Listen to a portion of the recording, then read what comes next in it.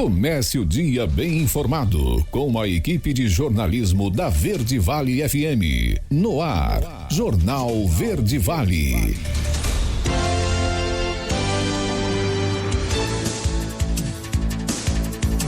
Seis horas e 54 minutos. Olá, bom dia. Hoje, quarta-feira, estamos começando pela Verde Vale FM. Mais uma edição do Jornal Verde Vale. Comigo aqui na bancada, Daliana Oliveira. Muito bom dia. Muito bom dia para você, Wesley. Bom dia para todo mundo que acompanha a nossa programação aqui no Jornal Verde Vale dessa quarta-feira. Agora 6h54. Agora você confere os destaques das últimas 24 horas. Jornal Verde Vale. China habilita frigoríficos e mexe com o mercado do boi gordo. Conab projeta safra no Brasil em 2023-24 de 295 milhões de toneladas. Brasil tem quase 1.000 mortes por dengue em investigação. Primeiro prazo para o exame toxicológico de motoristas vence nesse mês. Boletos passam a ser compensados no mesmo dia a partir de 15 de março. Com mais de 5.000 casos registrados, Goiânia decreta emergência contra a dengue. Os detalhes destas e outras notícias você confere a partir de agora, aqui no Jornal Verde Vale. A notícia em primeira mão. Jornal Verde Vale. Jornal Verde Vale. Verde Vale. Notícias do Brasil. 6 horas e 55 minutos, uma ótima manhã de quarta-feira para você. Sejam todos bem-vindos a mais uma edição do Jornal Verde Vale. Olha, autoridades sanitárias confirmaram 363 mortes por dengue no Brasil em 2024. Há ainda 763 óbitos em investigação e que podem ter sido causados pela doença, totalizando 1.126 mortes confirmadas ou suspeitas até o presente momento. Os dados divulgados na segunda-feira em Brasília são do painel de monitoramento de arboviroses do Ministério da Saúde. Até a última sexta-feira, quando os dados foram atualizados, o país contabilizava 1.342.086 casos de dengue e um coeficiente de incidência da doença de 660,9 casos para cada grupo de 100 mil habitantes. Entre os casos prováveis, 55,5% são de mulheres, 44,5% de homens. A faixa etária dos 30 aos 39 anos segue respondendo pelo maior número de ocorrências de dengue no país, seguida pelo grupo de 40 a 49 e de 50 a 59 anos. Minas Gerais lidera em número absoluto de casos prováveis com 464.223 entre os estados. Em seguida estão São Paulo, Paraná e o Distrito Federal. Um levantamento feito pelo Instituto Fome Zero revelou que 13 milhões de pessoas deixaram de passar fome no Brasil e 20 milhões de pessoas deixaram de sofrer insegurança alimentar moderada em 2023. Isso segundo dados da entidade, que representa uma redução de 30% do nível de insegurança alimentar total, somando aí os casos graves. Segundo a pesquisa, no primeiro trimestre de 2022, o Brasil tinha 33 milhões de pessoas em situação de insegurança alimentar grave, que é caracterizada pela quebra do padrão usual da alimentação, com comprometimento da qualidade e redução da quantidade de alimentos de todos os membros da família, inclusive das crianças residentes nesse domicílio, podendo ainda incluir a experiência de fome. No último trimestre do ano passado, esse número caiu para 20 milhões de pessoas. Além disso, o levantamento mostrou que no primeiro trimestre de 2022, 65 milhões de brasileiros viviam sob insegurança alimentar grave ou moderada. Essa última é registrada quando as pessoas enfrentam incertezas sobre a sua capacidade de obter alimentos e são forçadas a reduzir em alguns momentos do ano a qualidade e quantidade de alimentos que consomem devido à falta de dinheiro ou outros recursos.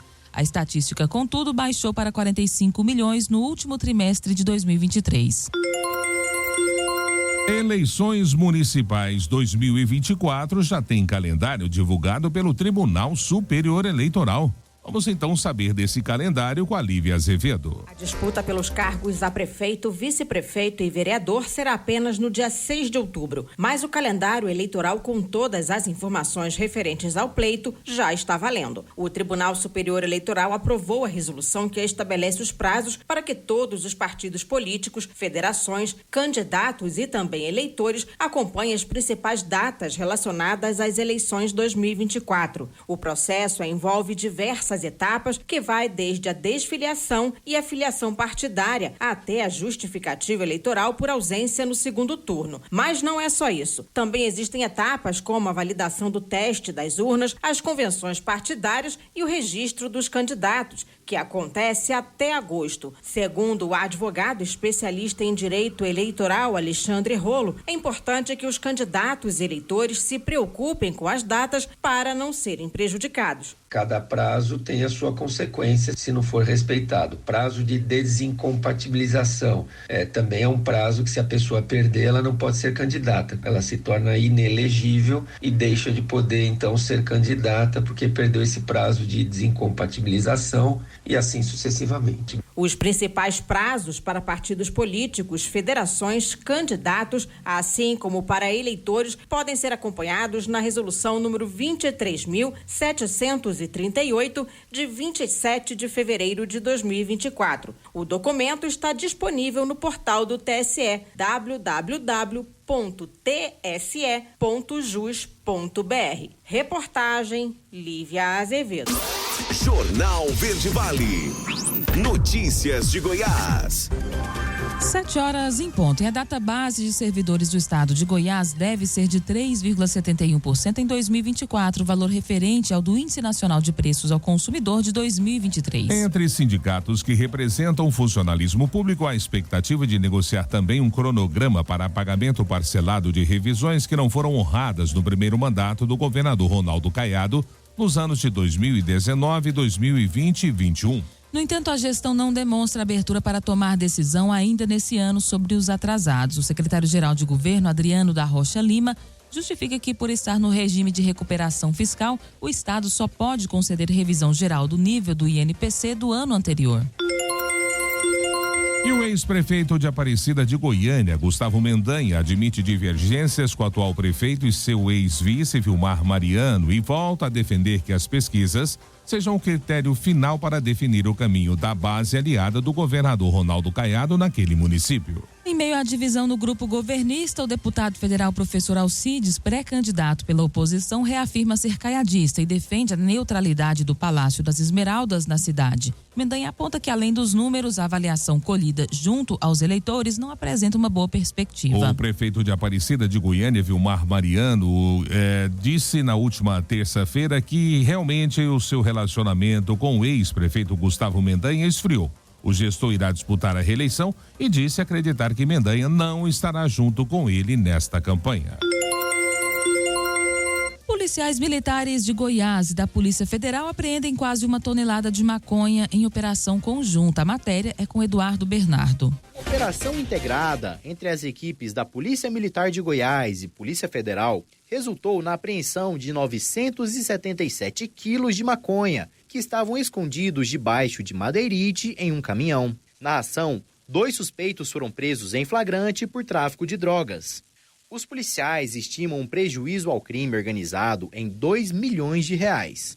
A abordagem ocorreu durante a madrugada desta segunda-feira, quando um caminhão-truck e um carro foram parados no bloqueio policial na GO 220, próximo ao município de Montevidéu.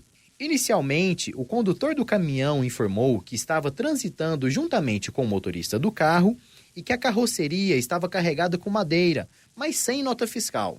Questionado sobre a madeirite que estava parafusada na carroceria do caminhão, impedindo de ver o fundo, não soube explicar do que se tratava. Durante a busca veicular especializada, foi localizada grande quantidade de maconha escondida abaixo da tampa de madeirite. Os condutores dos 2 veículos foram detidos e conduzidos à delegacia da Polícia Federal de Jataí. De Goiânia, Eduardo Bernardo, da agência Cora de Notícias. Jornal Verde Vale. Esportes. E o meio-campista Juliano ingressou na justiça para cobrar R$1.800.000 do Corinthians. O valor é referente aos direitos de imagem do atleta. Juliano defendeu o clube paulista entre 2021 e 2023. Hoje ele atua no Santos. O Corinthians ainda não se pronunciou sobre o caso. Segundo a representação do atleta, são 8 parcelas que não foram pagas pelo Corinthians. O contrato do clube com o jogador previa R$213 mil em cada um dos pagamentos. O valor exato da cobrança enviado para o Tribunal de Justiça de São Paulo é de R$1.826.414, o que representa todas as parcelas com correção inflacionária e juros. Na ação não há cobrança de salários. E o Barcelona está nas quartas de final da Champions League. A equipe espanhola venceu o Napoli por 3-1 nesta terça-feira no Estádio Olímpico Luiz Companys pelo jogo de volta das oitavas e garantiu a sua vaga. Fermín Lopes, João Cancelo e Lewandowski marcaram os gols da classificação do Barça. Ramani descontou para o Napoli. O Barcelona fechou o placar agregado em 4-2 ao seu favor. Na ida, as equipes empataram por 1-1 na Itália. Os espanhóis vão às quartas de final da Champions pela primeira vez após a saída de Messi. No ciclo 19-20, o último do argentino no clube, a equipe foi goleada por 8-2 pelo Bayern de Munique nessa etapa da competição. O adversário do Barça nas quartas de final será conhecido na próxima sexta-feira. A UEFA irá realizar o sorteio para definir os confrontos e o chaveamento até a final. Jornal Verde Vale. Agronegócios. 7h05. A abertura do mercado chinês para 38 novos frigoríficos brasileiros, sendo 24 de carne bovina, deve influenciar as estratégias de pecuaristas no país, segundo Fernando Iglesias, o consultor da Safras e Mercado. A expectativa é que a medida incentive uma postura mais cautelosa na venda de bois, impactando o ritmo de comercialização do animal. Nos estados como Mato Grosso do Sul, Rondônia e Pará, a habilitação dos novos frigoríficos é vista como uma oportunidade para desafogar a oferta de animais no mercado interno. O setor recebeu o anúncio da China com otimismo, que impulsionou o mercado futuro da arroba do boi gordo. Na manhã da terça-feira, os contratos com vencimento em maio 24 operavam com uma alta de 0,1%, com a arroba cotada a R$ 231,10. Já os contratos para outubro 24 registraram alta de 1%, com a arroba negociada a R$ 244. E a moagem da cana-de-açúcar na segunda quinzena de fevereiro na região centro-sul do país totalizou 551 mil toneladas, volume quase 8 vezes maior em comparação com o igual período do ano passado. As informações são da União da Indústria de Cana-de-Açúcar e Bioenergia em levantamento quinzenal divulgado nesta terça-feira. Conforme a Única, na segunda metade de fevereiro, 2 unidades deram início à safra 24-25, que oficialmente começa agora no mês de abril. No mesmo período, na safra 22-23, operaram 15 unidades produtoras. Nessa quinzena foi registrado o início da operação de uma nova unidade de etanol de milho em Mato Grosso do Sul. Em levantamento preliminar realizado pela Única, espera-se que 28 unidades produtoras reiniciem as atividades durante a primeira quinzena de março. O ritmo de retorno das usinas pode sofrer alterações a depender das condições climáticas de cada região canavieira. A notícia em primeira mão. Jornal Verde Vale. Jornal Verde Vale. Verde Vale. Notícias do Brasil. 7h21 agora. Estamos de volta com o segundo bloco do Jornal Verde Vale desta quarta-feira. Olha, boletos bancários pagos até às 16h30 passarão a ser compensados no mesmo dia, a partir do dia 15 de março. A nova modalidade, chamada de D+0, fará parte das operações diárias, em conjunto com compensações com prazo maior, como D+1, um dia após útil. A mudança, no entanto, vai depender de contrato da empresa operadora de serviços com a instituição financeira. Pagamentos feitos após esse horário serão compensados no dia útil seguinte. A modalidade engloba 136 bancos e será obrigatória. A FEBRABAN, Federação Brasileira dos Bancos, afirma que nada muda para quem vai pagar o boleto. A alteração ocorrerá para o credor do documento, que é quem irá receber o dinheiro. Walter Faria, o diretor adjunto de serviços da FEBRABAN, diz que a mudança vai trazer agilidade e vai beneficiar o comércio, especialmente o comércio online, que poderá realizar entregas mais rápidas e receber antes. Em 2023, 4,2 bilhões de boletos bancários foram pagos, somando um total de 5,8 trilhões de reais movimentados no país. Qualquer pessoa física ou jurídica pode fazer uma cobrança por meio de boletos bancários. Basta ter uma conta bancária e contratar o serviço junto ao banco. O Os condutores das categorias C, D e E, que têm a carteira nacional de habilitação com vencimento entre janeiro e junho desse ano, devem realizar o exame toxicológico até o dia 31 de março. O teste deve ser realizado em laboratório credenciado pelo Ministério dos Transportes. O exame toxicológico é uma determinação prevista no Código de Trânsito Brasileiro para identificar o uso de substâncias psicoativas que possam comprometer a capacidade de direção e causar acidentes. A CNH nas categorias C, D e E permite a condução de veículos de cargas como caminhões, tratores, ônibus, vans, além de carretas e caminhões com reboques. Segundo a Secretaria Nacional de Trânsito, de um total de 11,4 milhões de condutores habilitados nas categorias C, D e E, 3,3 milhões de motoristas com CNHs válidas e vencidas ainda não realizaram o exame toxicológico. De acordo com o Ministério dos Transportes, por se tratar de uma determinação legal, não há previsão de uma nova prorrogação dos prazos. E o governo anuncia a construção de 100 novos institutos federais pelo país. Quem traz os detalhes é Yuri Hudson. O governo federal anunciou nesta terça-feira a criação de 100 novos campos de institutos federais em todo o país. A expectativa do Ministério da Educação é criar pelo menos 140 mil vagas, a maioria de cursos técnicos integrados ao ensino médio. Esse aporte de investimentos, que chega a 2,5 bilhões de reais, vem através do Programa de Aceleração de Crescimento, o novo PAC. O presidente Luiz Inácio Lula da Silva participou da cerimônia de anúncio feita no Palácio do Planalto. O petista defendeu que transferências de recursos para a educação não são gastos, mas investimentos.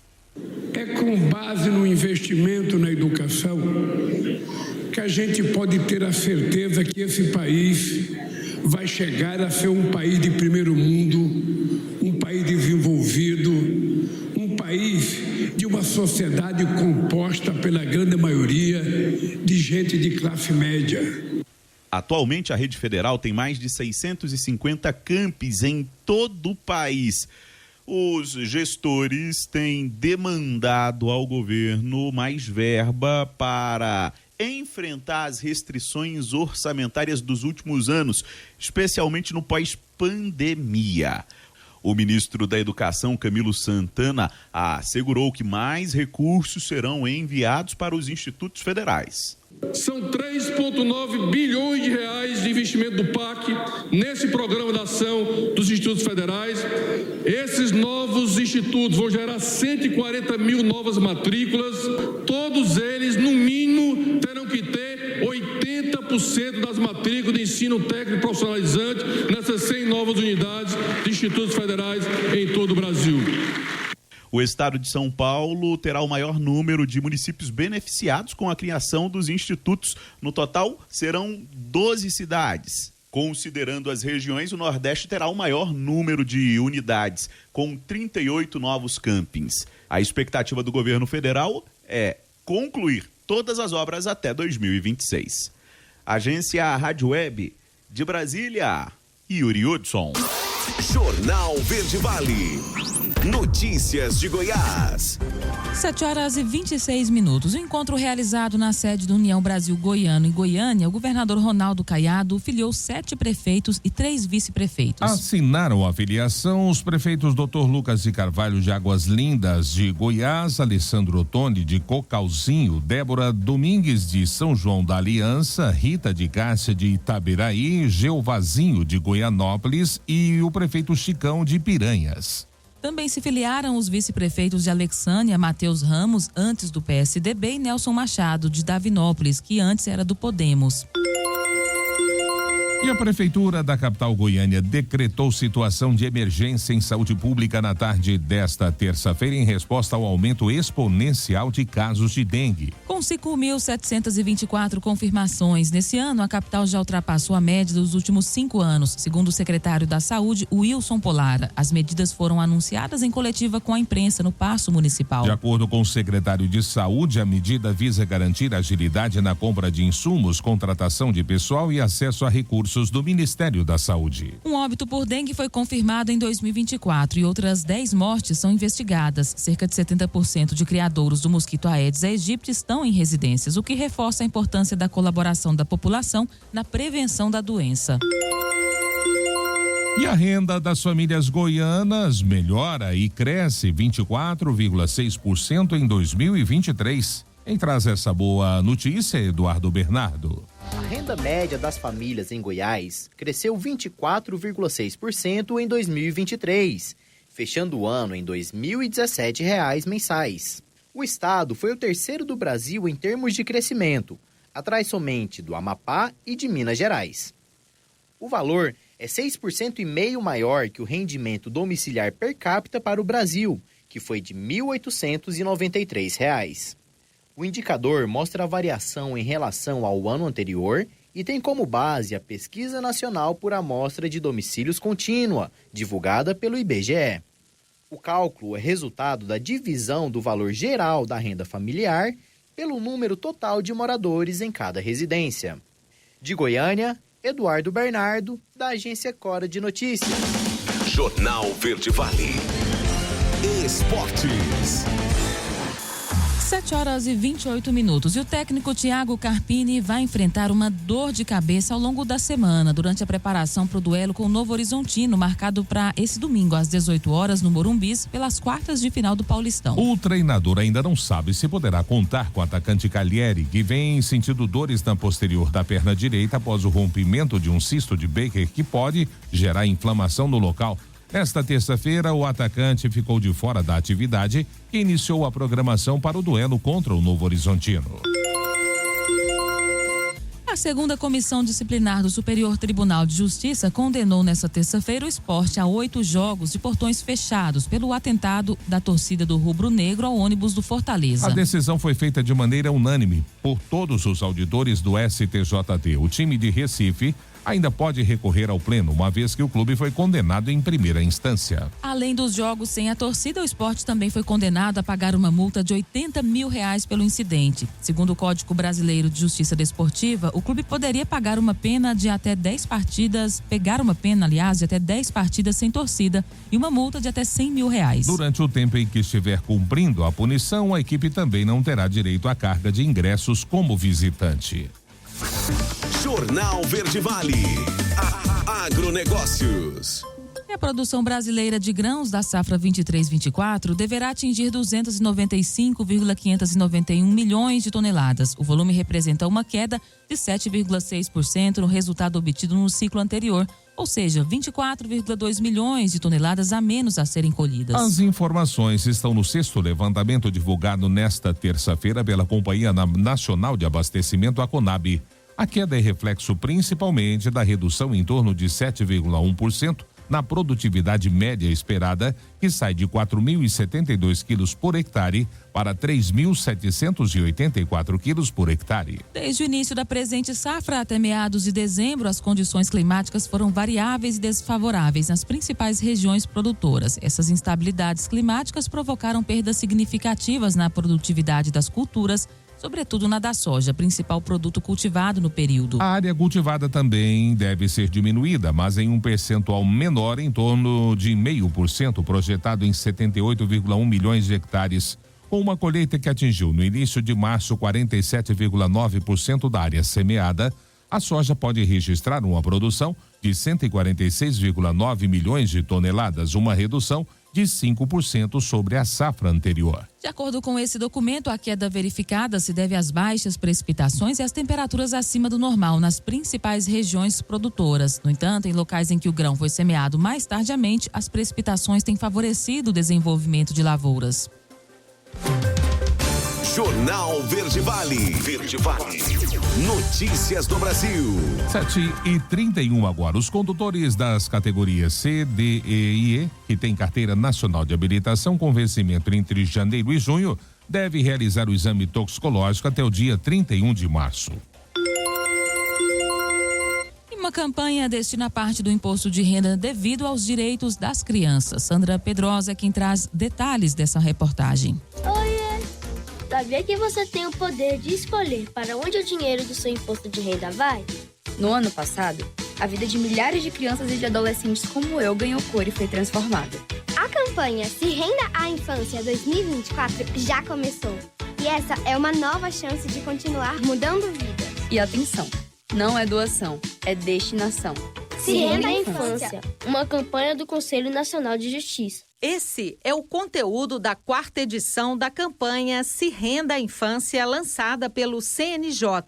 A iniciativa, em parceria com a Receita Federal, incentiva a destinação de parte do imposto de renda de pessoas físicas e jurídicas aos fundos dos direitos da criança e do adolescente. É possível destinar, no máximo, 3% do imposto de renda devido, diretamente na declaração. Os valores contribuem para financiar projetos de promoção dos direitos das crianças e dos adolescentes. O presidente do Conselho Nacional de Justiça e do Supremo Tribunal Federal, ministro Luiz Roberto Barroso, apresentou o objetivo do projeto e conclamou os brasileiros a apoiarem a campanha.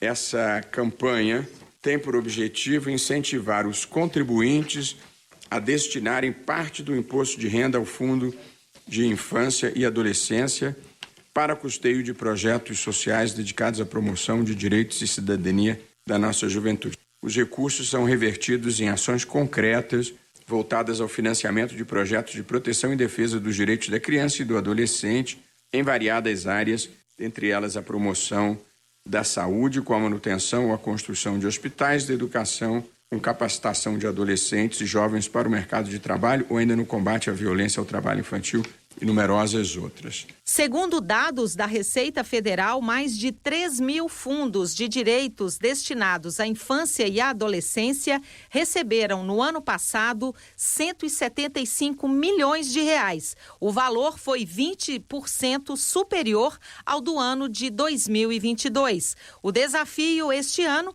é aumentar a contribuição. A Receita Federal começa a receber as declarações de imposto de renda a partir desta sexta-feira, dia 15. O programa disponibilizado pela Receita calcula o valor limite automaticamente, depois que a declaração é preenchida com as informações de rendimentos e despesas. O percentual de doação foi definido por lei. Então, participe e se renda à infância. Do Tribunal de Justiça de Minas Gerais, Sandra Pedrosa.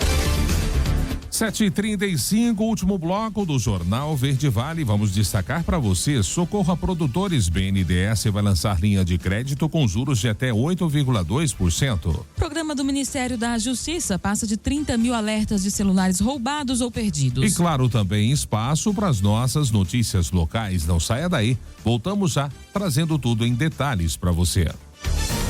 Jornal Verde Vale.